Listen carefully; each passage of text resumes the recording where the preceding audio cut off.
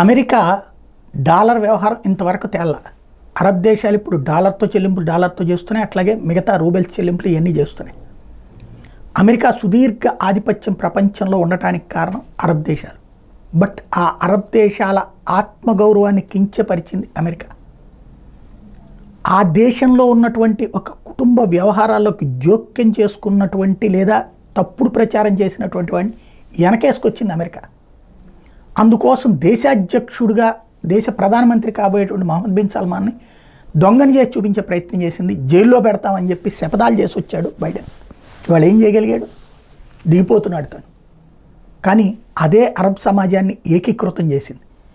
మనం కనుక అమెరికా చెప్పు చేతల్లోనే నడిస్తే ప్రమాదం అన్నటువంటి ఇవాళ అరబ్ దేశాలు గ్రహించినాయి.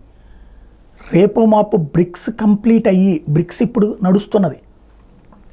అమెరికాకి డాలర్కి ఆపోజిట్ కరెన్సీని రంగంలోకి తీసుకురావడానికి సిద్ధమవుతున్నది. అరబ్ సమాజం కనుక ఆ డాలర్కి ప్రత్యామ్నాయంగా అంటే బ్రిక్స్ కరెన్సీ అన్నది చైనా ప్రపోజ్ చేస్తున్నా, రష్యా ప్రపోజ్ చేస్తున్నా అంగీకరించట్ల. చైనా తన రూపాయి యువాన్ హైలైట్ అవ్వాలని కోరుకుంటుంది. రష్యా రూబెల్కి బదులుగా యువాన్ ఇట్లాంటి ఏమీ లేకుండా బ్రిక్స్ కరెన్సీ అనుకుంటుంది. ఈ సంఘర్షణ వలన ఆగుతున్నది. అలా కాకుండా సంయుక్త కరెన్సీ అన్నది కనుక ఒకటి రంగంలోకి దిగిందంటే ఒక యూరో తరహాలో అమెరికాకి అతిపెద్ద సంక్షోభం అవుతుంది. అమెరికా యూరోప్ యూనియన్ని కంట్రోల్ చేసి యూరోని కంట్రోల్లో పెట్టగలిగింది. బట్ డాలర్ కంటే యూరో వాల్యుయబుల్, కానీ అంతర్జాతీయంగా దాన్ని వినియోగిస్తున్నటువంటి తక్కువ. బట్ ఇది కనుక జరిగితే దాదాపుగా 70-80 దేశాలు ఆ రూట్లోకి వచ్చేస్తే డాలర్ పరిస్థితి ఏమైపోతుంది?